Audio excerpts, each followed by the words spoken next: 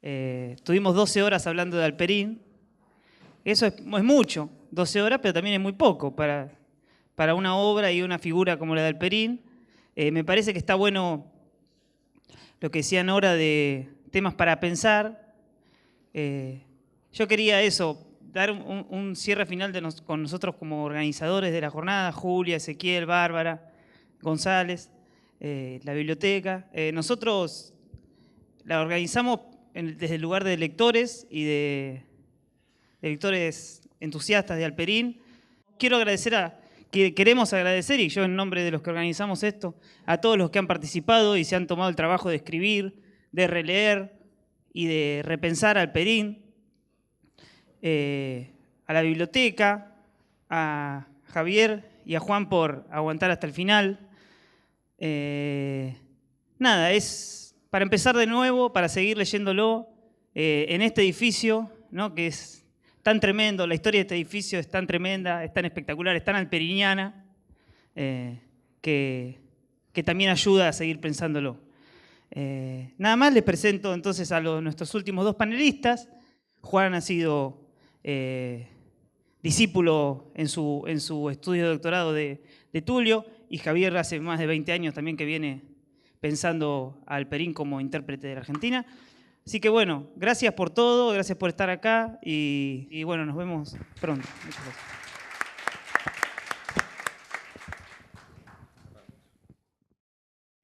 ¿Qué tal? ¿Cómo están? Buenas noches. Agradecer mucho, como se ha hecho acá, a Juan Laxagueborde, a Julia Rosenberg, a Ezequiel, a Bárbara, a la Biblioteca Nacional. De hecho, en mi caso, por lo menos, extraño mucho que no esté acá Horacio González, que estuvo ayer en el comienzo del encuentro. Y bueno, voy a proponer algunas cuestiones. Me parece que me voy a desviar un tanto del estilo, aunque me gustaría que esto que estoy proponiendo finalmente tenga que ver con eso. Lo que quiero presentar se llama Clase y Genio. ¿Qué es Alperín? ¿Quién es Tulio Alperín Donkey?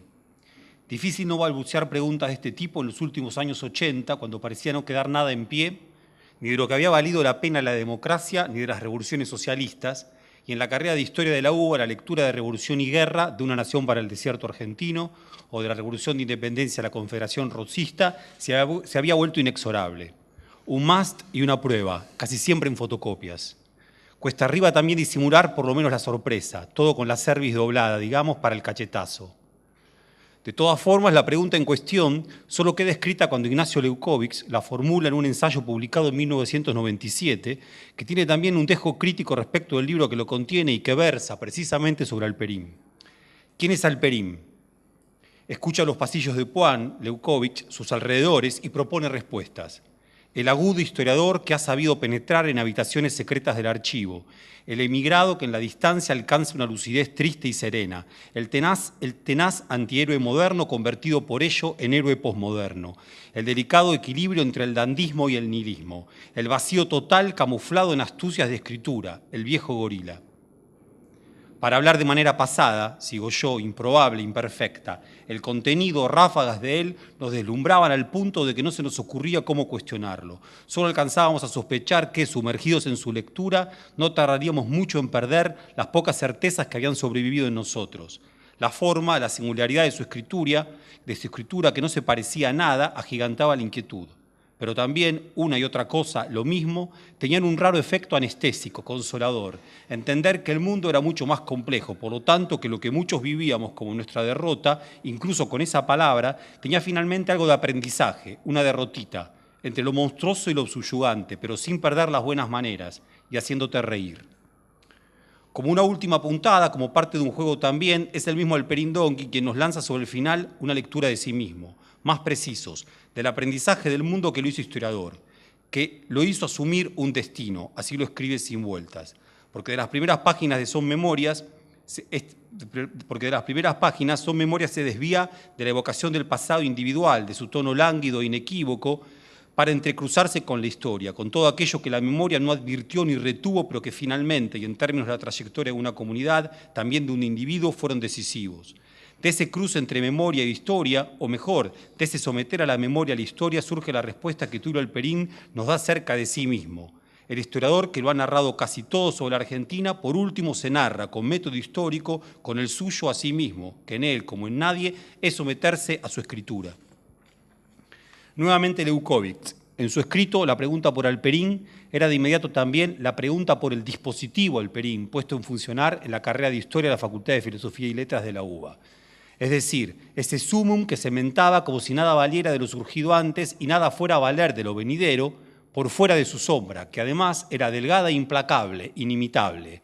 De ahí su molestia con el libro en el que se inscribía su ensayo, que no pusiera en foco este problema. También con estos sospechos se sentiría defraudado. Me refiero a Leucovitz. En cuanto al Alperín es otra cosa. Al menos no caeré en hagiografías ni en defensas innecesarias, porque nada se sostiene mejor que su obra, sin ayudas. Aquí, montado sobre Son Memorias, se pregunta sobre la procedencia, se enfatiza lo que en Son Memorias amenaza desperdigarse, deshacerse en los detalles, en los agujeros del sentido, como mucho en Alperín, para algunos sus mejores páginas. Se siguen los rastros que, se quiere creer, nos permitirían entender de dónde viene su fuerza historiadora, ya no para confirmar con él el aprendizaje del mundo que lo hizo historiador, sino qué aprendizaje lo hizo qué historiador, el historiador que fue y seguirá siendo por siempre. Vuelvo a su toma de distancia respecto de las formas evocativas clásicas, porque la hace a través de Borges, cotejando con su Fundación Mítica de Buenos Aires. Se trata poco más de una página que se inicia con una referencia a la casa en que le dicen nació, una casa en la calle Gurruchaga, ubicada en esa vereda de enfrente que, según el verso de Borges, le faltaba la manzana primera de Buenos Aires, en un vacío, donde no había nada, digamos. La otra referencia a ese poema de Borges, apenas unos renglones después, es al Corralón, que era vecino a la casa de la que sí tiene memoria, en Yatay y Bogado, que no sé si todavía opinaba Irigoyen, dice Alperín, pero sí que difundía un olor delicioso a parva fresca, del mito a la historia, desde el lugar que el mito criollista de las primeras vanguardias no contempla, no pone siquiera en foco. Desde ese pliegue escribe Alperín estas memorias, ahí se ubica. Si Borges, como es tan sabido, ha hecho de su genealogía familiar una manera de relacionarse con el pasado que lo hunde en el siglo XIX, por eso su trato íntimo con el mito, su desvergüenza para alimentarlo, Alperín es de los argentinos que, como dice el chiste que repite sin restarle nada de su ceguera, desciende de los barcos. Si se quiere, esta es la primera distancia que lo aleja de una enunciación pura de la patria. Sus abuelos le contaron de Rusia o de Italia, nunca de la Pampa, y el conurbano le resulta más exótico que esos paisajes y realidades. Ahora, ni se le ocurre que la célebre admonición de Lugones a la plebe ultramarina que agita en el zaguán le corresponde, que está dirigida a él y a los suyos. Lugones no es ni siquiera una referencia en esta memoria, no figura ni como pesadilla. Entre otras cosas por la evidencia fáctica de que su familia materna descendió en mayo de 1910 de un barco, pero en segunda clase, eludiendo así, cito, la última humillación que hubiera significado para su familia el pasaje de proa. Parecido, origen inmigrante pero no llega como ganado, inmigrante pero nace en Palermo, ni siquiera en La Boca, donde, se sabe por Borges, se fraguaron y se siguen fraguando embelecos. Desde estas inflexiones primeras, el aliento que toman estos recuerdos al entrelazarse con la historia le dan el carácter propio de una aventura social. Dejan de ser enteramente personales para entroncarse con los de un sujeto social. Así Alperín, erigido por ese dispositivo de los primeros años 80 como la excepción, autoridad profesional e imparcial, imprescindible de una Argentina que quiere dejar atrás arrebatos y faccionalismos, que ha aprendido tardíamente de la complejidad del mundo, Alperín, sin embargo, en este ejercicio sobre su memoria escrito en la primera década del siglo XXI, se inscribe en la historia hasta quedar por momentos absorbido en la experiencia de un sujeto social, subsumido en un nosotros. El contrapunto con Borges es la primera de una chorrera de marcas de clase que poco a poco, y no sin forzamientos y reveses, se entraman con su destino de historiador, con el historiador que efectivamente es. Sobreponiéndose a las estrecheces económicas, el muchacho que sería su padre, Gregorio Alperín, logra realizar los estudios secundarios. Lo hace en el Colegio Nacional de Rivadavia, cito, donde al parecer estaba lejos de reinar el clima propio de una empresa civilizatoria en su etapa pionera, clima que sí conoció su madre en esa instancia. Solo le transmitió un recuerdo o dos. El profesor de inglés, quien además fuera esposo de Victoria Ocampo, solo hablaba en ese idioma a los estudiantes, quienes, suponiendo que era el único que conocía, se dirigieron a él, cito, en los términos más procaces que conocían de la jerga porteña. Su padre no solo no se suma a esta salvajada, sino que junto con otros estudiantes del mismo colegio, quienes buscaban más anchos horizontes intelectuales, crearon una asociación y publicaron una revista. Tanto Gregorio como Renata, su madre, realizan estudios universitarios, pero ejercen la docencia en el Instituto del Profesorado, no en la universidad. Enviarán a su hijo en un primer momento a la escuela pública, pero la sociabilidad más amplia de sus recreos no se continuará en juegos en la calle. Apenas frecuentarán la casa de una vecina, nada de tango, sí ópera.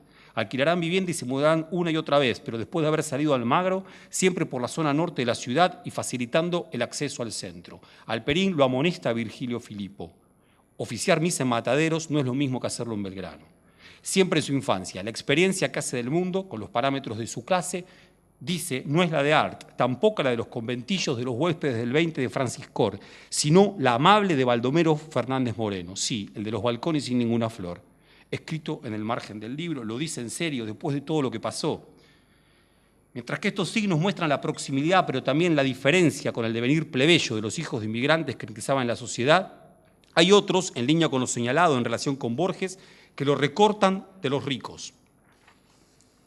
Ingresa al Colegio Nacional de Buenos Aires y lo hace sin dar examen de ingreso. ¿Cómo? Nos enteramos. Lo hacían los niños pertenecientes a familias influyentes de clases altas.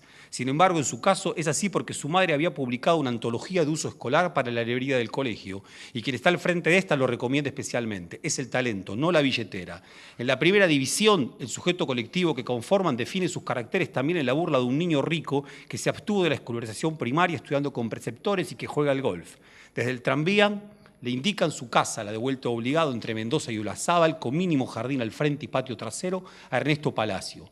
Sus ojos patricios dictaminan, qué bien viven los profesores. Y efectivamente era así, confirmó Alperín. 2 personas de servicio, mucama y cocinera, profesores con domésticas. Escamoteo el nombre de este sujeto social, pero en Sem Memorias esto no ocurre. Lo hago quizás prevenido del anacronismo que, según me informo, estaría cometiendo Alperín. Porque atentos a la historia de la clase media en la Argentina de Ezequiel Adamowski, mientras la base material que le da realidad tiende a ser siempre demasiado heterogénea, la identidad clase media estuvo muy poco enraizada hasta el peronismo, incluso hasta la ofensiva que terminó con su primer gobierno.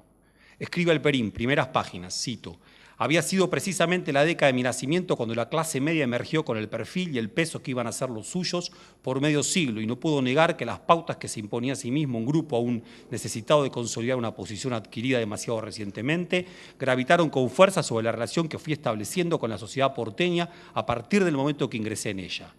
La complejidad de la escritura de Alperín también está al servicio de discriminar entre las palabras, su relación con un tiempo y no con otro. En estas memorias, progresista, multiculturalista, sociedad civil, quedan escritos con el señalamiento de que solo hoy llamaríamos con ese nombre a los fenómenos pretéritos que designan.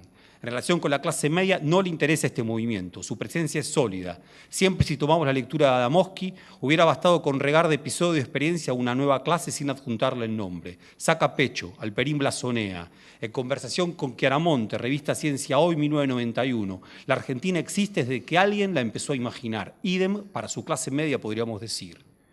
Esa clase media no nace a pesar del patriciado, de esa oligarquía que una vez, inolvidable vez, mentó su madre, sino como efecto deseado de ese proyecto. No es un invento y nada parecido a la cooptación se garabatea en estas páginas. Año 1940, 1950 lo sumo.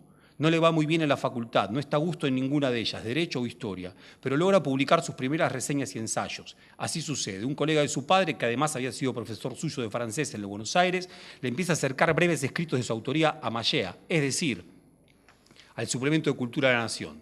Todo se publica con celeridad. Alperín, entonces, cito, se maravilla una vez más ante el éxito con que en algunos aspectos los constructores de la Argentina moderna habían logrado improvisar un país. En efecto, la red de afinidades y contactos que ya en mis más tempranos comienzos me estaban abriendo tan variados caminos suele estar solo al alcance de los herederos de varias generaciones de integrantes de las clases ilustradas, y no solo ninguno de mis 4 abuelos había conocido más escuela que la primaria, sino que lo mismo había ocurrido con los padres de la mayor parte de quienes me los abrían.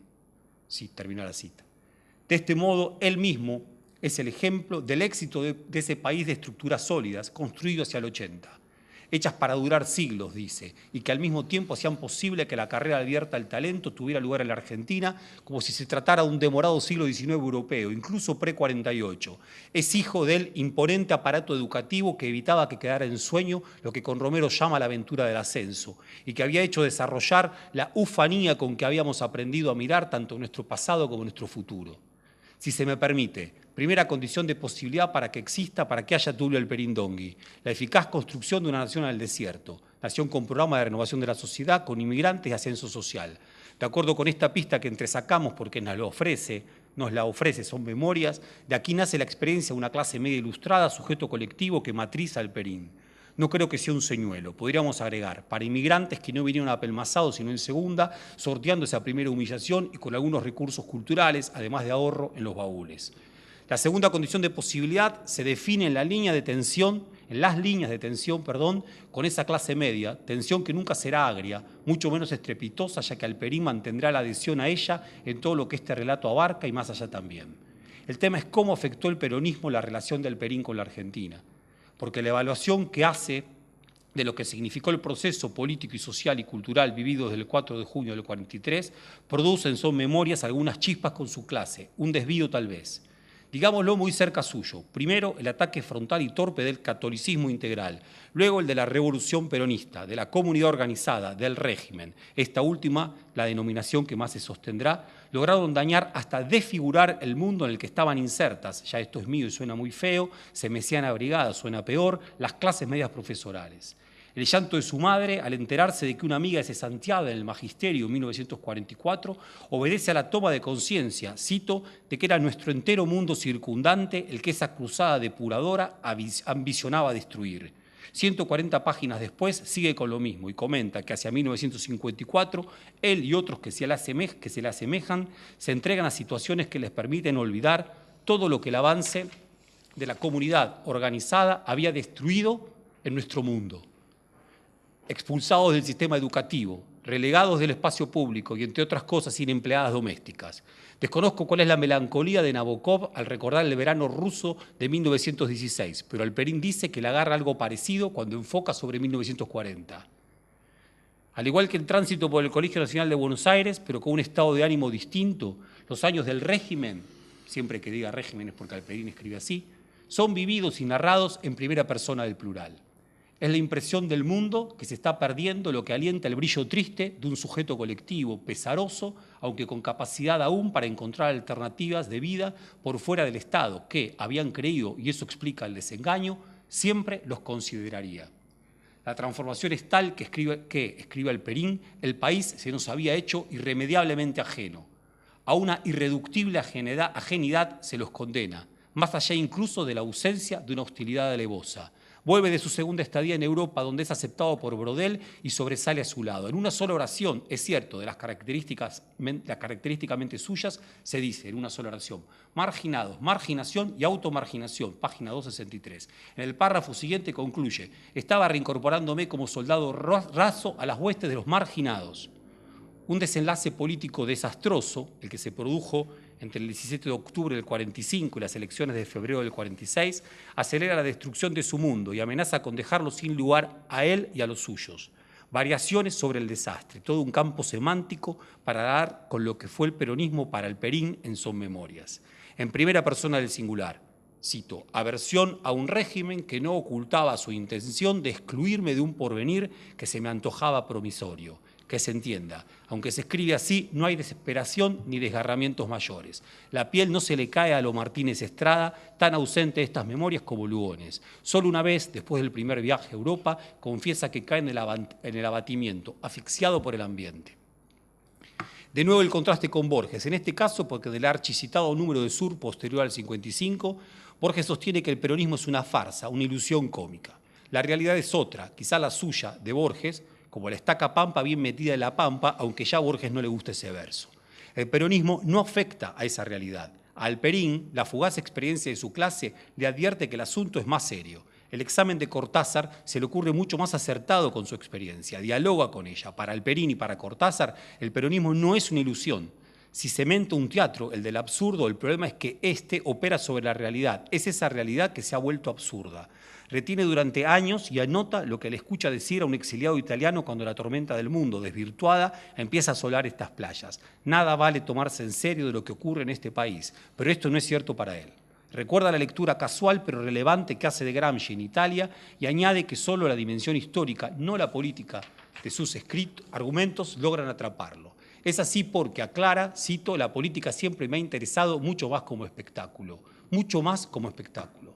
¿Desde qué momento la política del Perín le interesa como espectáculo y deja de envolverlo? En el 55 lee varios diarios por día con ansiedad. Los devora, diríamos, si no fuera él. Participa en reuniones de conjurados. Antes le habían sacado una foto en la cárcel. Salperín es un hacedor de imágenes complejas del mundo. En este caso, y aunque las oraciones subordinadas abunden, los sujetos se pierdan, el diagnóstico es nítido, contundente, listo para volcar en un pizarrón dividido por una única raya. De matizado solo tiene detalles, fenomenales por cierto, que no hackean el planteo general. Por ejemplo, Perón en El dentista explicando a un opositor conocido de su familia cómo sacarse de encima lo peor del integrismo que no quiere moverse el profesorado. Rodolfo Scioldi bajo una sombrilla en Punta del Este anunciando, para el contento de todos, que del año que comienza, 1945, el régimen encontrará su tumba. Los estudiantes de Buenos Aires escuchando sin ningún entusiasmo a José Gabriel en un homenaje oficial a José Hernández, pero festejando por la abajo el congelamiento de los alquileres. Nada de esto es suficiente para suavizar. Régimen, desastre, marginación. Es este un ejercicio de historia militante, la de su clase abatida. Como, según escribe en 1956, es militante la historia de Vicente Fidel López, uno de sus preferidos, un derrotado en términos relativos, pero ciertos, sin sangre. De todas formas, y ahí quería ir, la complejidad constituye su primer libro, su Echeverría. Cito, no faltaban quienes en esas circunstancias cada vez más difíciles, corre el año 51, no esquivaban seguir librando el buen combate después de tantas derrotas. Termina ahí la cita. Lanzar a Echeverría contra el año sanmartiniano, como celebración de una tradición democrática que no reniega de las luces, todo supuestamente como operación. En un largo paréntesis comenta Alperín que su libro fue recibido con frialdad, que la nación no gustó de él porque no entendió los motivos que lo animaban, oscuros se le revelaban. Los militantes del PC lo repudian con palabras más fuertes. Es transparente el esfuerzo de Roberto Giusti en el prólogo por dejar en claro que no hay malas intenciones en su crítica. Solo se atreve a citar la primera oración del libro, desentendiéndose de la que le sigue de inmediato y que despacha a Echeverría a un segundo plano entre nuestros letrados.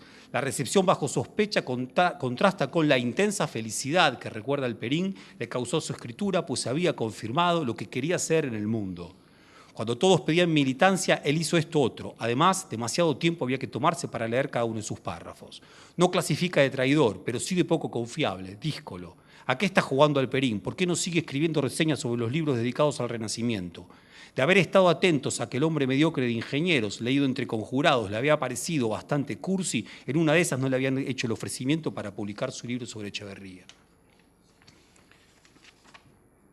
Entonces, la posición de clase, la experiencia compartida de la marginación, se vincula no siempre armónicamente con este otro de la complejidad del mundo que aprende desde tiempo atrás. Fundamental lección, imposible precisar cuándo la aprende, pero es con anterioridad al peronismo. Plantado en 1938-1939, plantea Alperín a la disolución del mundo firmemente ordenado en que había creído vivir hasta poco antes. Lo que le toca de cerca la tormenta del mundo, el fascismo italiano y de la guerra civil española, más que volverlo un voluntario, lo hacen aprender esa complejidad. Ya una vez en Uruguay, por primera vez fuera del país, entendió que la Argentina podía verse de otra manera. Descubre que el Partido Blanco, de franca postura antifascista, reivindica la figura de Rosas. Con respeto y reconocimiento, disiente con Mitre y su manera de tratar a los héroes. Al mismo punto, llega gracias nuevamente a Vicente Fidel López, quien además lo divierte tanto como las novelas hilarantes de Dickens, no de Copperfield, obviamente, risa y complejidad. Da la impresión de que por este camino se despega siempre relativamente de su clase, con moderación. En el Nacional Buenos Aires, descree desde un vamos de las imágenes gloriosas de la tradición oficial, pero casi sin demora también descree de las alternativas. Moner Sanz, el profesor Piola, le hace una observación sobre su escritura, primera escritura hecha de oraciones cortas y muchos puntos y comas, a la que considera una buena copia de la de Azorín. Se equivoca el profesor alternativo, es un intento de imitar al estilo de Álvaro Yunque. Nos enteramos que Yunque le había regalado un libro de versos suyos sobre la España roja, pero a él lo que lo invitó a la copia fue otro, de cuentos para chicos. Yunque como parte de ese mundo más sencillo de Tulio Alperín Dongui, que también estaba en la escritura. Peronismo, antiperonismo y complejidad del mundo. El régimen sobrevive a la crisis económica que ellos, usemos este pronombre, habían supuesto rogado fuera terminal. Es una niebla calurosa en pleno otoño, como en la novela de Cortázar, y no hay pista de cómo terminar con él. La estima por el piso, la ufanía hecha añicos. En su casa reciben la visita de una hermana de Enrique Banch, ella misma poetisa, pero no para que recite, sino para que se ponga en práctica su experticia en magia y espiritismo, cuestión de entrever cuándo terminará el régimen. Alperín tiene nuevamente la posibilidad de irse del país. No hay otra chance. También como en esa novela. Solo un milagro, dice Alperín, el de la caída de Perón, puede evitar que esto ocurra. Y el milagro se produce, pero se produce de la mano del catolicismo, de la Iglesia, de muchos de quienes habían atacado a la Argentina que los había abrazado. Agradecidos a Alperín y los suyos por este servicio, demora más de 10 años su partida, pero ya parece demasiado. No ahorra en detalles de esa complejidad que a todas luces revelan la desesperación de su clase, pero no quiere concluir nada, no abunda. Un signo más de derrota, haber sido librada del peronismo por las fuerzas que habían iniciado la destrucción de su mundo. Son Memorias termina en 1955 porque Alperín ya es historiador, pero también porque nada de lo que vino después lo conmovió seriamente respecto de sus posiciones. En relación con su clase, un espantajo quedó hecha después de semejante shock. Jovencita además como era. Sus vástagos tomaron fuerzas de otros lados. Algunos se encarnizarán contra ella. Alperín sigue otro camino. Fuga, pero solo relativamente. Ante la muerte de su abuela, cuando niño nos había contado de su sorpresa antes, cito, la excesiva tibieza en mis posiciones. Y se sorprendería más de una vez por lo mismo, en plan de autoindagación. No me animo a suponer que esta fue una de esas oportunidades. Tercera y última condición de posibilidad para que haya Alperín, sobre la que excede, la que sería suficiente, es decir, el genio, nada podemos decir. Incluso cuando hay sujetos fuertes, sólidos, indiscutibles, la escritura en Son Memorias, como en todo lo suyo, se torna envolvente y tentada por derivas.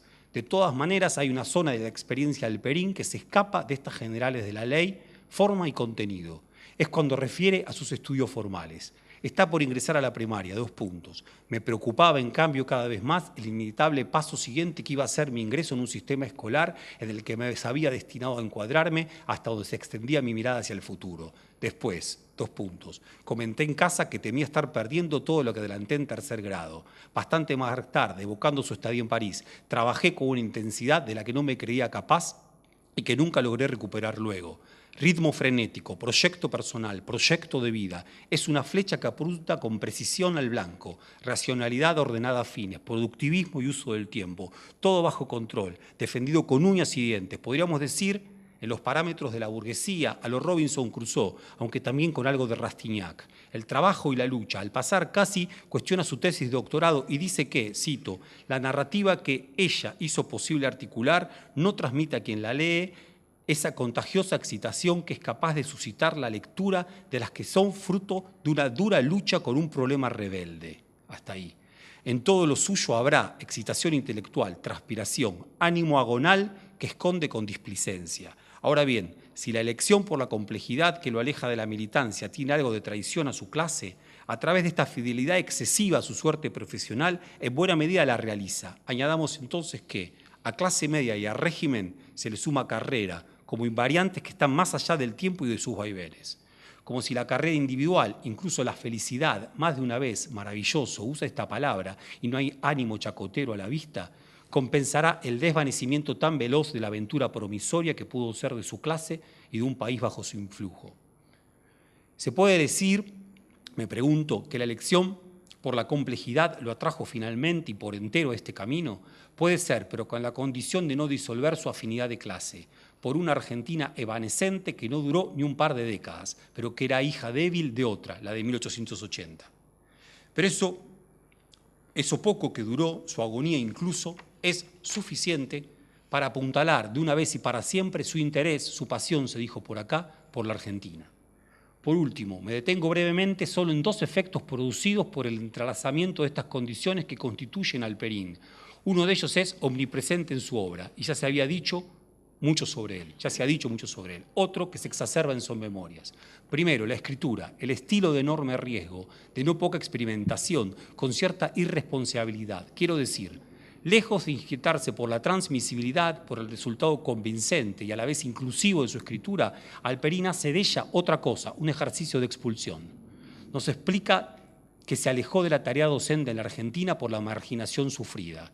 Intenté dar clases en buenas escuelas secundarias con Revolución y Guerra. Además de avanzar con exasperante lentitud a los tropezones, Alperín como cuestión, como tema, se volvió más interesante que la Revolución y la Guerra misma. De más está decir que de nada me convencería quien argumentara que los manuales hechos por algunos de sus seguidores académicos significan su puesta en estado de transmisibilidad. A su vez, la risa. Leo en algún lado y me interesa que una burguesía cuando busca ser hegemónica es seria. Alperín se puede burlar, invitar a la risa casi una vez por página, porque el desenlace desastroso que afectó a su clase y que lo terminó marginando hace innecesario el esfuerzo denodado por dotar de seriedad y relevancia de hacer cualquier clase de hagiografía, innecesarias. Después del acontecido con su mundo, Alperín ya no tiene tanto que perder. No es distanciamiento frío, no es cinismo, sino que la batalla estuvo antes para él. La otra cuestión es la del tratamiento del peronismo en estas páginas. Me refiero a lo genial de su lectura partisana del peronismo. Si Mitre, a diferencia de Vicente Fidel López, pudo ordenar y escribir la historia como lo hizo, fue, cito Alperín, gracias a su robusta fe en el destino nacional. La de Alperín ya no era robusta cuando escribe esas páginas. Y después de 2001, así nos lo dicen Son Memorias, no sobrevive siquiera la fe en la humanidad. Página 303, no traje la cita, perdón. Como ya no hay meta que obligue a ordenar la historia, tampoco lo vivido, de acuerdo con una finalidad que parece no existir siquiera en el orden de lo deseable, el peronismo es en este libro la experiencia que de él hizo. Por eso es extremo. Poco o nada influyen en estas páginas todos los estudios sobre el peronismo que vinieron después, incluso los suyos, que le dan racionalidad y condición progresiva, de inclusión y consolidación de un país moderno. No gustan las autocríticas, dice. Y en efecto no se hace ni una, incluso estuvo todo a un tris de ser distinto en 1945, en manos de los dioses, por lo tanto no hubo necesariedad en el peronismo. Del peronismo solo le interesa lo que afectó a su clase, algo a la vida política, todo lo otro, la suerte de la clase obrera, no le incumbe. Así, la historia con la que entrama sus recuerdos no es una historia imparcial, nutrida de los avances historiográficos, sino la de su clase, arbitraria. En cuanto a Son Memorias y Paco Urondo, la nueva interpretación que hace del 30, exterior al resto del libro, que dice que ahí está el enigma, el desbarranco argentino, la hace en pos de enfocar nuevamente a su clase. Más que por la dictadura, el lamento y el homenaje a Urondo es por la clase media también ilustrada que se expresaba en él. Los suyos, los de Alperín, no tuvieron ningún tipo de reparo cuando la marginación cayó contra otros que eran de la misma clase, pero radicales y irigoyenistas. De esa humillación, que fue un error sin duda de su clase, nació la furia de Urondo, hijo de un profesor universitario como él. Una situación como la de su comunión y el ocultamiento de su condición judía hubiera sido tratada por otro temperamento, por el de Urondo, por el de Rodolfo Walsh, que no gusta nada del padre Uller, como la evidencia de que su clase ya no tenía capacidad alguna para salvar a este país, para hacer lo que correspondía. Si él nunca tuvo ganas de andar degollando palafreneros, como dice Urondo, fue por tibieza y porque eligió otra fuga. Ambas opciones tienen algo de vanguardista, de patrullas perdidas. Como hay revoluciones y revoluciones, incluso conservadoras, incluso hay vanguardismos de este tono. Su desesperación, tan distinta pero hermana de la de Urondo, habla de las desventuras de esa clase. A riesgo. A algunos también nos gusta mucho Alperín porque nos desvela y fascina a la vez esa experiencia de marginación que siempre puede volver a suceder en la Argentina a cualquiera, incluso como condición de pensamiento que en la mayor parte de los casos, en el nuestro digamos, se aleja de cualquier caso parecido a la genialidad. Pero en una de esas lo aviva, la maravillosa tentación de la marginación y la irresponsabilidad. Gracias.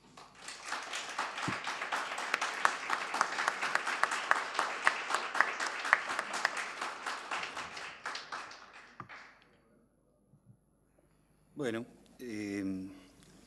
hablar último, con todo lo importante que puede parecer, tiene dos problemas. Uno, que la gente esté harta, cosa que este es el caso seguramente, y otra, que ya se haya dicho todo, cosa que también es el caso. Yo les prometo, les juro que fui tratando de extirpar en estos 2 días, 2 tardes, las cosas que ya se iban diciendo para no repetirlas. Pero cuando me quedé con un solo párrafo, me di cuenta que tenía que volver al proyecto original de leer lo que había escrito, y es lo que voy a hacer. Quiero agradecer también yo a los organizadores por la invitación, que debo decir que me honra y me distingue.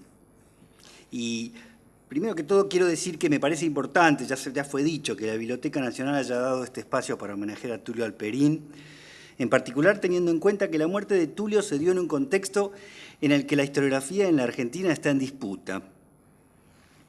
Y que en esa disputa su figura, la de Alperín, fue señalada por algunos como el mejor exponente, si no el líder, de una corriente supuestamente liberal frente a una historia revisionista que desde ciertos sectores se quiere escribir. Y en la medida en que la biblioteca es uno, entre otros, de esos espacios en que se reprodujeron estas antinomias, me parece doblemente saludable que se haya hecho lugar para este homenaje y que en él se haya incluido, junto a algunos que seguramente no están en la misma vereda ideológica e historiográfica de Tulio, a muchos de los que somos o nos sentimos herederos de la impronta alperiniana, que dicho sea de paso, negamos que tenga nada que ver con la tradición liberal que se le imputa. Decía que me honra y me distingue la invitación a esta mesa de cierre, que en sus inicios, cuando se me formuló la invitación, era de cierre sin más, y cuando se me envió el programa descubrí con sorpresa que tenía un título y un tema, ya que entiendo se me hizo no por ser un especialista en alguno de los temas clásicamente alperinianos, sino más bien por el hecho de haber sido uno de los discípulos de Tulio. Dicho esto entre comillas, para que nadie piense que estoy afirmando la existencia de algo que ha sido puesto en duda tantas veces en los últimos meses en el marco de estas conmemoraciones. Es en tal sentido entonces que pensé mi intervención de hoy. Estoy aquí, por así decirlo, en representación de los que estudiamos con él en Berkeley. Y en tal carácter enfocaré mis palabras de hoy, esperando no traicionar ni decepcionar a otros que comparten conmigo esa condición. En todo caso, queda claro que lo que diga será el producto de mi experiencia personal, de ese discipulaje que no es necesariamente transferible ni generalizable.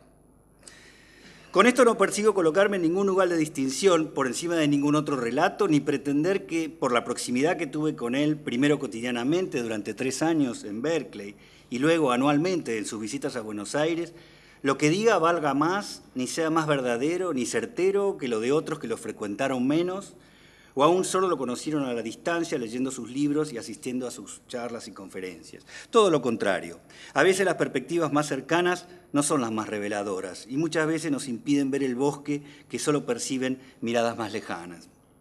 Pero lo que sí me provee mi experiencia cercana de Tulio es la posibilidad de adoptar un registro un poco diferente, algo que es particularmente bienvenido en estos días en que, pasados ya varios meses de su muerte, se ha dicho prácticamente todo sobre su vida, obra y legado, y es casi imposible encontrar algo nuevo sobre lo cual pronunciarse. Es por eso entonces, casi por conveniencia propia, que elijo este registro, si se quiere, más personal, que a la vez que me permite aspirar a alguna cuota de originalidad, me libra de la tarea siempre difícil de ensayar ante colegas que respeto y en muchos casos admiro alguna idea original sobre alguien que además ha tenido tanto peso en mi carrera y sobre el cual no he podido hasta la fecha pronunciar palabra. En cuanto al tema de la mesa, Alperín, el estilo como método, tema sobre el que, insisto, me temo demasiado tarde, quiero decir al menos una cosa: estoy de acuerdo. O en otras palabras, que participo junto a otros muchos que así ya lo han expresado, tanto antes como especialmente en estas conmemoraciones, que más que un método y aún menos un marco teórico, sino en todo caso una particular síntesis de muchos, lo que caracterizó sus obras fue un estilo de mirar, de problematizar y contextualizar coyunturas políticas y económicas concretas, y sobre todo un estilo de escritura. Y puedo agregar para apuntarlo una anécdota personal. Cuando cursaba el final de la carrera de la Facultad de Filosofía y Letras de la UBA, allá por el año 1987 u 88, tomé como uno de los seminarios finales uno que dictaba una joven o más joven, Hilda Sábato, sobre la entonces llamada Nueva Historia Política. Con carácter entre metodológico e historiográfico, el seminario discutía algunos textos ya clásicos de representantes de esa corriente historiográfica, como El orden conservador de Botana o Revolución y guerra de Alperín, y exigía como trabajo final una monografía en la que los alumnos teníamos que ponernos en la piel de alguno de los autores incluidos en el programa y analizar algún hecho histórico a la manera de alguno de ellos. Y recuerdo que el mío fue un análisis de las últimas elecciones del Centro de Estudiantes de Filosofía que escribí a la manera de uno de ellos, que no fue necesario identificar ya que lo firmé a modo de chiste con el seudónimo de Juan Manuelín Dongui, y que esencialmente consistía en estudiar esa lucha electoral en un complicado texto lleno de salvedades, guiones y subordinadas que se sucedían sin solución de continuidad. En otras palabras, que ya en ese entonces había entendido que si había algo que estaba en el centro del método de Alperín y si había algo pasible de ser imitado, era su complicado estilo de escritura. Tulio mirado desde cerca. Comencé a frecuentar a Tulio Alperín cuando él ya era una verdadera celebridad. Yo había llegado a Berkeley a hacer mi doctorado bajo su dirección en julio de 1990, luego de un proceso de admisión en el que él seguramente ayudó a balancear a mi favor, gracias a una enfática recomendación de Hilda Sábato, en cuya cátedra de Argentina II yo trabajaba como ayudante alumno desde hacía un tiempo. De hecho, como queda claro en la anécdota que acabo de contar, yo conocía a Tulio desde antes, aunque de lejos, a través de la lectura de su Historia Contemporánea de América Latina, Revolución y Guerra y Una Nación para el Desierto Argentino, así como por haber asistido a muchas de las conferencias que daba en Buenos Aires, en las que ya eran sus tradicionales visitas anuales. Una en particular será difícil que la olvide nunca, porque fue mi bochornoso debut con él, aunque él nunca lo supo, ni creo que nadie, salvo yo, recuerde. Habrá sido en 1986, en la sede de la Facultad de Filosofía y Letras, entonces cita el Marcelo T. de Alvear y Uriburu, cuando al final de la charla y a la hora de las preguntas, y en medio de un largo silencio seguramente provocado por el pavor de dirigirse al gran maestro, se me ocurrió hacerme cargo de él haciéndole una, con la sola intención de preguntarle algo y seguramente de hacerme notar. La pregunta, cuyo contenido no recuerdo, pero la respuesta sí, era evidentemente retórica, y él la despachó con un simple: si usted me está preguntando si estoy de acuerdo con algo que acabo de decir, la respuesta es sí. Cosa que me hizo sonrojar y enmudecer para siempre. Recuerdo que en esos años, entre mis compañeros de la carrera, existía un debate entre los que decían que escribía demasiado bien y los que argumentaban con la misma seriedad que en realidad era genial pero escribía mal. Y todo esto documentado con citas de sus frases eternas, sus oraciones párrafos, permanentemente interrumpidos por comas y entreguionados. Había también quien decía haber encontrado la fórmula de leer sus párrafos por capas, una vez dejando de lado todos los guiones y digresiones para captar la idea central y una segunda para enriquecerse con las complejidades o jugosos detalles. Con el tiempo y luego de años de conocerlo y frecuentarlo, descubrí, creo, la respuesta a este enigma. Tulio escribía como pensaba y hablaba como pensaba. Mejor dicho, Tulio escribía como hablaba y hablaba como pensaba. Y el ritmo de su pensamiento era apabullante, rápido, veloz, complejo, él mismo lleno de subordinadas y guiones que iba abriendo a su paso, pero que luego cerraba prolijamente una a una. Era entonces como si el timing del lenguaje, y en particular del lenguaje escrito, no estuviera a la altura de tanto vértigo y fuera incapaz de contener esa avalancha de ideas que al mismo tiempo que se expresaban generaban otras nuevas y encontraban elementos para la puesta en cuestión de las primeras. Y más allá del dilema sobre su buena o mala escritura, eso planteaba y plantea siempre un dilema al lector, ya que sus digresiones, que incluían tanto su crítica preventiva a lo que él mismo iba argumentando, los matices que iba encontrando mientras lo decía, como un rosario interminable de anécdotas, no eran necesariamente algo subsidiario o meras calificaciones, sino que muchas veces eran tanto o más interesantes y reveladoras que su relato supuestamente principal. Cuando llegué a Berkeley pude conocer de cerca la vida cotidiana de Halperin, en lo que para mí era solo una de las 7 maravillas del mundo a las que me había permitido asomarme la aceptación en la universidad. Ver a Halperin, tocarlo, saludarlo hasta mañana, compartir con él caminatas por el campus y cafés en sus alrededores, hablar de todas las cosas posibles y también de su vida personal, ser su alumno en los cursos del doctorado, su ayudante en los de grado y su recomendado en las cartas para las becas a las que me presentaba, era para mí sencillamente tocar el cielo con las manos. Uno de esos placeres era escuchar sus clases teóricas a las que yo asistía como su ayudante en el curso History 8B de Historia Contemporánea de América Latina. Él dictaba esas clases de grado con la misma pasión y dedicación que lo hacía en las universidades argentinas o que daba una conferencia sobre cualquier tema ante colegas y pares, divirtiéndose con sus propias ocurrencias, anécdotas y digresiones, como si estuviera efectivamente ante un auditorio que pudiera apreciarlas siquiera parcialmente. Debo confesar que cuando asistía a esas clases me hacía una pregunta recurrente: ¿qué hacía Tulio en Berkeley? Y me asaltaban toda clase de pensamientos políticamente incorrectos, como que era un desperdicio que toda esa genialidad que desplegaba en cada clase cayera en los oídos sordos de esos bebedores seriales de cerveza que no tenían ninguna chance de entenderlo. Para colmo de males, Tulio tenía un inglés doblemente terrible. Por un lado, y esto era lo de menos, por su pronunciación tosca, que nunca supo pulir a pesar de los años que pasó en ese país. Pero por el otro, porque el lenguaje que hablaba era un lenguaje casi desconocido del habla coloquial, y ni que hablar para los jóvenes recién referidos. Por fin, el idioma de Tulio era para esos chicos de imposible comprensión porque el inglés en el que hablaba era igual al castellano, casi en traducción literal, dando rienda suelta a su aparentemente ingobernable catarata de subordinadas y derroche de ironías solo comprensibles para quien tuviera una buena cuota de lecturas en su haber, además de la capacidad de seguir sostenidamente la lógica sintáctica de cada larga frase. Un día sorprendió a uno de ellos y al resto de los que estábamos en clase, cuando no se sabe si por picardía o de pura inocencia interrumpió para hacerle una pregunta totalmente fuera de contexto. No recuerdo sobre qué versaba ese día su teórico, pero este alumno le preguntó algo específico sobre el Paraguay, país que Tulio rara vez citaba o tomaba como ejemplo en sus cursos. Luego de un pequeño silencio y sin inmutarse, Tulio dijo: «Lo del Paraguay es verdaderamente interesante», frase que introdujo una clase magistral de 1 hora sobre ese país desde tiempos coloniales hasta Stroessner. ¿Qué hacía Tulio en Berkeley? La pregunta me conduce a un rasgo de él que quisiera resaltar, no para introducir en este homenaje una nota oscura, pero sí para remarcar algo que a mí se me hacía demasiado evidente desde el primer momento que lo conocí en su ambiente. Me refiero a la soledad de Alperín. Desde su muerte, y a medida que fue pasando el tiempo y comencé a pensarlo más a la distancia, ese fue un rasgo que se me fue haciendo cada vez más evidente y quizás hasta ahora no distinguía bien o no podía poner en palabras. Y ahora no puedo evitar recordarlo como un hombre solo, o que conservó siempre un componente importante de soledad en particular, pero no exclusivamente en su vida californiana. Y digo esto último porque creo que parte de esa soledad no era circunstancial, sino, si se me permite, esencial.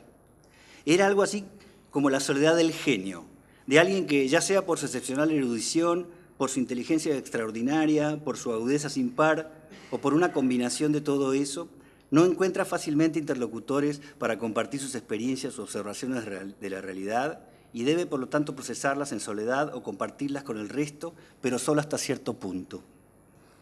Él sencillamente hablaba otro idioma, escuchaba otras notas, percibía otros colores, otras dimensiones de la realidad, incluido el pasado, que al resto de los mortales nos estaba vedado y a la que solo podíamos acceder por vía indirecta. Dueño de una de esas inteligencias que meten miedo y que enmudecía al más pintado por temor a decir algo obvio o demasiado trillado, cuando uno conversaba con él sobre el tema que fuera, siempre estaba esperando un comentario sorprendente, algo en lo que uno sencillamente no había pensado. Y era esa extraordinaria capacidad de percibir dimensiones diferentes de las cosas la que a mi modo de ver lo dejaba bastante solo a la hora de compartir sus ideas.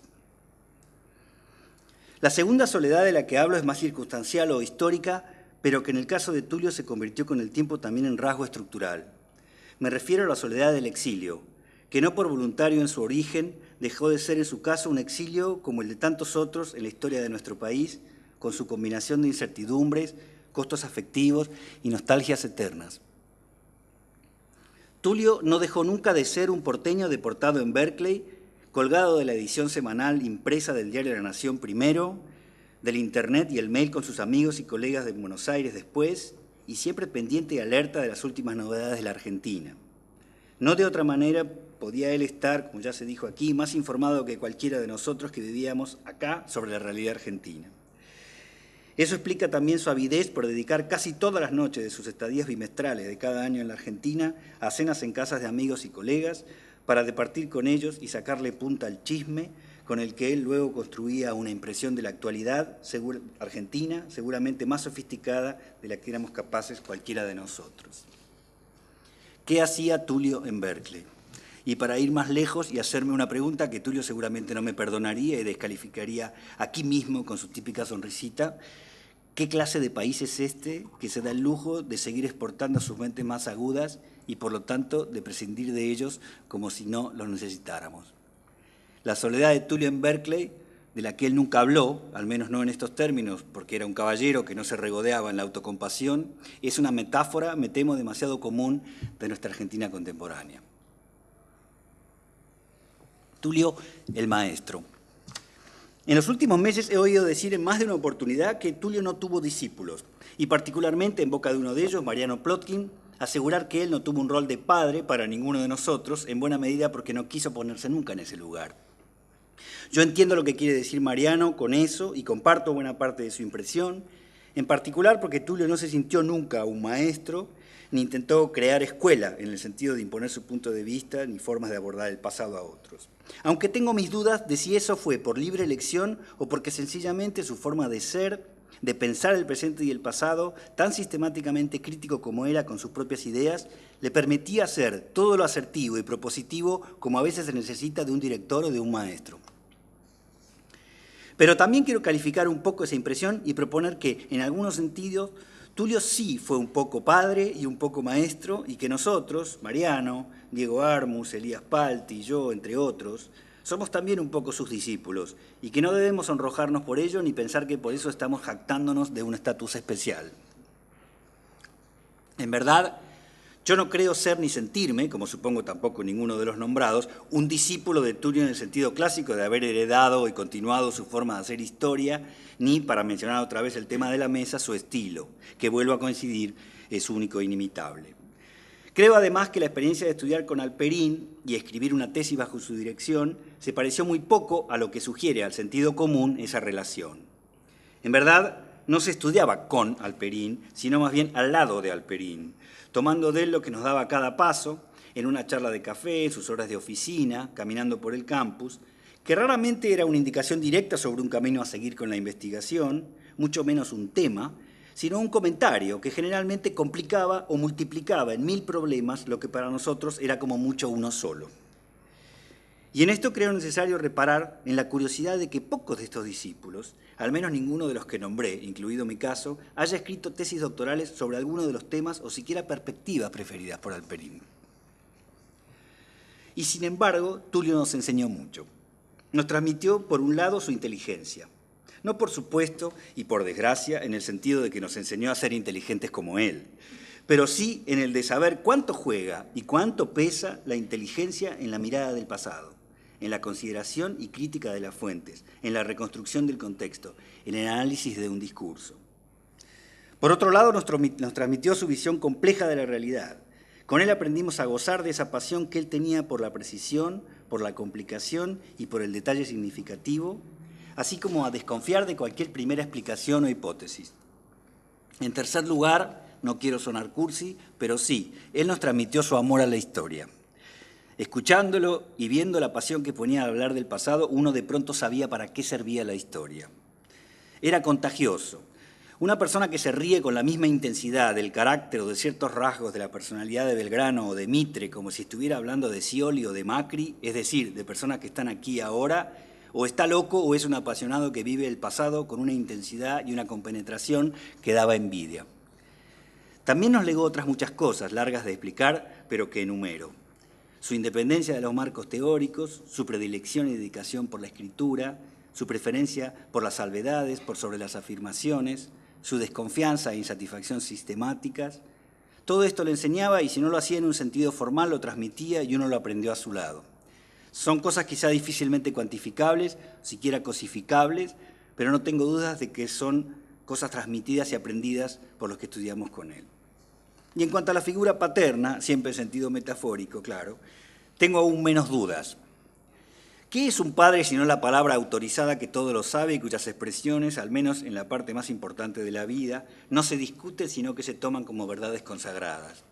¿Y qué otra cosa que el que nos acompaña en los distintos momentos de la vida desinteresadamente, sin preguntar ni medir las consecuencias o los riesgos de ese acompañamiento?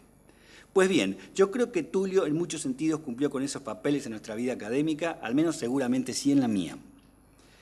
Por un lado, para uno Tulio sabía más que nadie, y esa sabiduría no se ponía en duda. Gracias a una erudición apabullante, a uno le daba la impresión de que sabía de todo y que, en particular, lo había leído todo.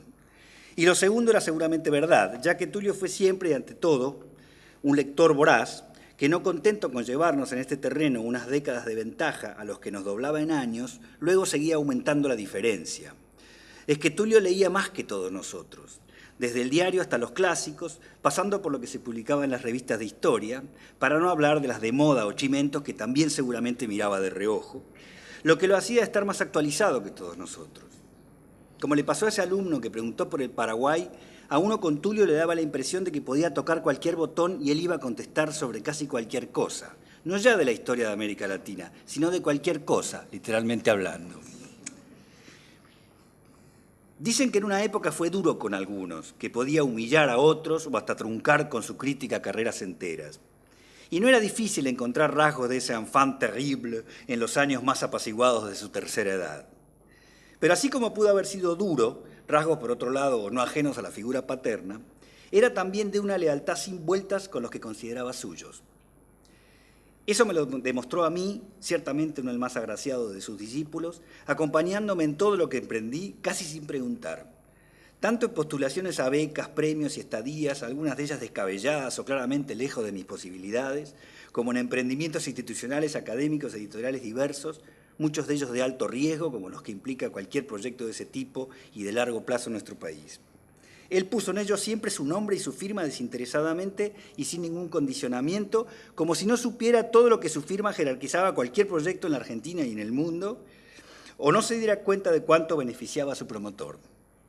Y eso es más común en un padre que en un colega, especialmente en estos tiempos sembrados de vedetismos y mezquindades. Tulio, el latinoamericanista. Quiero, por último, destacar una cosa dentro de ese magisterio, que a mí me marcó especialmente y no he visto demasiado remarcado en estos eventos. Su carácter de historiador latinoamericanista y en especial la perspectiva latinoamericana como componente esencial de su visión de la historia argentina. Si me viera forzado a elegir la marca más importante de Tulio sobre mi carrera de historiador, no dudaría en elegir eso. Para mí, Berkeley y en particular Tulio Alperín fueron el descubrimiento de América Latina. Tuve que llegar hasta allí para conocer y apreciar de primera mano no solo la historia, sino la realidad contemporánea de los distintos países latinoamericanos, y eso se lo debo a él. Me importa además resaltar este punto, porque a veces siento que la exhortación a adoptar una perspectiva latinoamericana, fue de las invitaciones un tanto desoídas por la historiografía argentina de las últimas décadas, en tantos otros sentidos directamente tributaria de su obra. Un buen ejemplo de ello es la relativa ausencia de mesas sobre el tema, por ejemplo, sobre su historia contemporánea de América Latina, en los ya numerosos eventos y jornadas conmemorativas que se hicieron desde su muerte, este incluido. Digo que la importancia de la historia latinoamericana fue una de esas lecciones que Alperín nos dio y que no quisimos o no pudimos aprender cabalmente. Y no pudimos porque creo que ahí nos ganó esa resistencia, me temo que todavía demasiado marcada, a aceptar que la historia argentina necesita de la historia latinoamericana para hacerse completamente inteligible. Resistencia que viene de un arraigado sentido común argentino, podría decir rioplatense o porteño, para ser más preciso, que desde tiempos remotos sigue insistiendo en la excepcionalidad de nuestra identidad nacional frente a la latinoamericana, que los historiadores tristemente no hemos sabido discutir y problematizar como con el resto de los sentidos comunes con los que convivimos a diario. He reflexionado en otros ámbitos sobre esta resistencia y he tratado de combatirla desde ciertas trincheras desde que volví de Berkeley obsesionado con América Latina, como un iluminado de la caverna de Platón que venía a sacar a todos mis colegas de las tinieblas que seguían impidiéndoles ver la verdad que se me había revelado en mi viaje iniciático. «Es Latinoamérica, estúpido», le gritaba a cada uno, con ánimo de despertarlos de un sueño que los seguía reteniendo en el error. Y con ese ánimo de épica fundacional, organicé el Centro de Estudios Latinoamericanos de la Universidad de San Martín, desde donde me propuse, con ánimo de cruzada, encabezar una campaña para reconquistar y reescribir toda la historiografía nacional bajo esa nueva óptica. Aunque nadie, seguramente por delicadeza, me lo contó nunca, estoy seguro de que Tulio se reía en privado de estas quijotadas de su discípulo, que tomaba tan al pie de la letra su exhortación. Pero de algo estoy seguro también. Igual gracia le causaba la obstinada resistencia de muchos otros a tomar su consejo de adoptar una perspectiva latinoamericana, en especial si consideraba, con razón, que eso era el resultado de la convicción, cada vez más inconfesable, de que la Argentina y su historia seguían mereciendo un lugar tan excepcional, destacado y sobre todo dispar en el resto del subcontinente, que la comprensión de su pasado no necesitaba de ese contexto para hacerlo inteligible. Y esto era, a mi entender, por una razón muy sencilla. No era nuestra convicción de la excepcionalidad argentina lo que para Tulio era un poco risible, sino en todo caso la de pensar que esa excepcionalidad, o la sensación de esa excepcionalidad, para usar una expresión de moda, era privativa de la Argentina. Si uno lee no ya lo escrito con posterioridad, ni lo que le escuchamos decir en tantas conferencias y charlas luego, sino lo que ya decía en su historia contemporánea, algo queda claro. A pesar del tono estructuralista de época que subyace la obra, cada uno de los países del subcontinente que ahí retrata goza de una especificidad histórica que lo hace singular en ese contexto mayor que le da sentido. Y es eso, la exploración de esas singularidades nacionales en el marco estructuralista dependentista, ya señalado aquí, interpretativo mayor, como se ha dicho tantas veces, lo que ha hecho tan destacada esta obra. O en otras palabras, que Brasil, Perú, México o Bolivia podrían tener el mismo derecho a sentirse especiales, distintos, excepcionales y diferentes que la Argentina y a renegar de su inclusión en colectivos de los que no se sentían parte. Pero para que se entienda bien, no estoy diciendo que Tullio sostuviera, como algunos que nos fanatizamos con sus enseñanzas, que la Argentina debiera pensarse como un país andino, pero sí que era imprescindible hacer más simpático su pasado con el del resto de América Latina, porque ahí estaba la clave de la comprensión de muchos procesos de la historia argentina, incluida su singularidad. O al menos así lo había entendido él a lo largo de su obra. Y si él había llegado a esa conclusión, era, digámoslo así, en su camino de vuelta, luego de haber estudiado y conocido en profundidad la historia latinoamericana. Quiero entonces cerrar retomando lo que dije al principio y celebrando el homenaje plural que se le hace al Perín Dongui desde este lugar, en donde no necesariamente siempre se compartió la mirada que él proponía sobre el derrotero argentino, agregando solamente que más que el padre o líder de una historiografía liberal, algo que por lo absurdo y extemporáneo lo hacía reírse a carcajadas, fue para muchos de nosotros, los que desde el último retorno a la democracia se empeñaron en la reconstrucción institucional de la disciplina, con criterios profesionalistas, así como para muchos más que seguimos trabajando luego bajo esa impronta, un verdadero modelo de historiador, que inspiró a generaciones enteras y lo seguirá haciendo en el futuro. Gracias.